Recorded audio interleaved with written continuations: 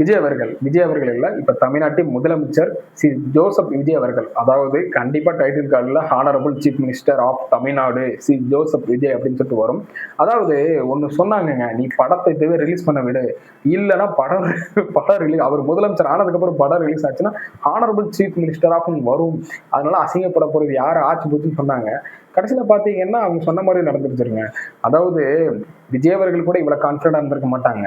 சுத்தி இருந்த கூட கான்பிடண்டா இருந்த மாட்டாங்க. 234 தொகுதியில விஜய் அவர்களோட இவங்க எம்எல்ஏஸ் நிற்கும் போதுல கூட யாருமே வந்து அவ்வளவு கான்பிடண்டா இருந்திருக்க மாட்டாங்க. பட் அவரோட ரசிகர்கள் கான்பிடண்டா இருந்தாங்க. அவரோட தொண்டர்கள் கான்பிடண்டா இருந்தாங்க.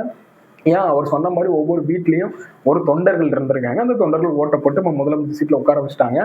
மத்தவங்க கணக்கெல்லாம் போட்டாங்க பாத்தீங்களா, அந்த கணக்கெல்லாம் தகுடுபடி ஆகிட்டு இந்த சர்டிபிகேட் சென்சார் சர்டிபிகேட் கொடுக்குற எவ்வளவோ போராட்டம் நடந்து அந்த சர்டிபிகேட் வருதா இல்லையான்னு தெரியாது. ஆனா சத்தமே இல்லாம சென்சார் சர்டிபிகேட் கிடைச்சுன்னு வந்துச்சு. அது எப்படி வந்துச்சு?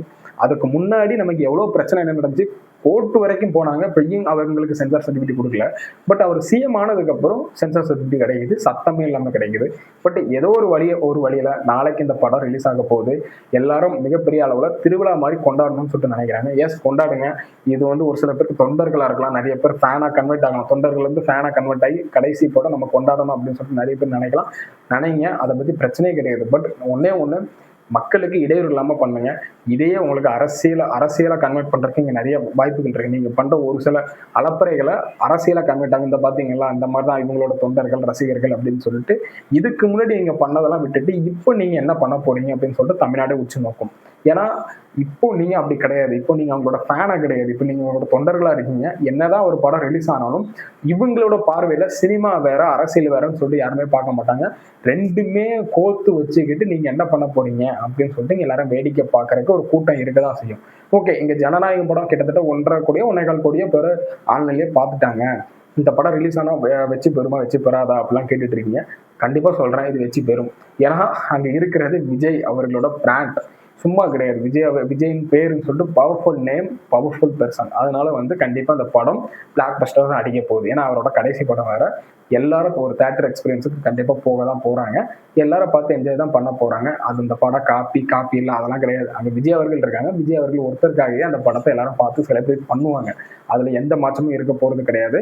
பட் அந்த செலிப்ரேட்டை எந்த அளவுக்கு பண்ண போறீங்க அப்படின்னு சொல்றதுதான் இங்க மெயினான ஒரு குறிக்கோளாவே இருக்குது. பார்த்து நிதானமா செலிப்ரேட் பண்ணுங்க.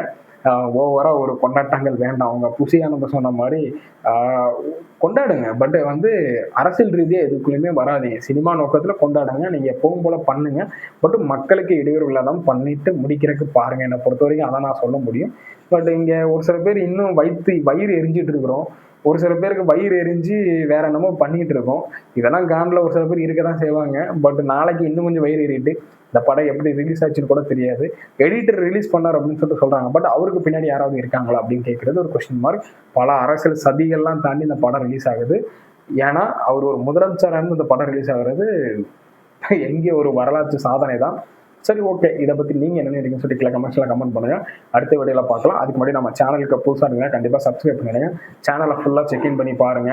செக்இன் பண்ணி பார்த்துட்டு சேனலுக்கு பிடிச்சிருந்து அப்படின்னா ஒரு சப்ஸ்கிரைப் லைக் பண்ணிட்டு டெய்லி ஃபாலோ பண்ணுங்க. அடுத்த வீடியோல பார்க்கலாம். பாய்.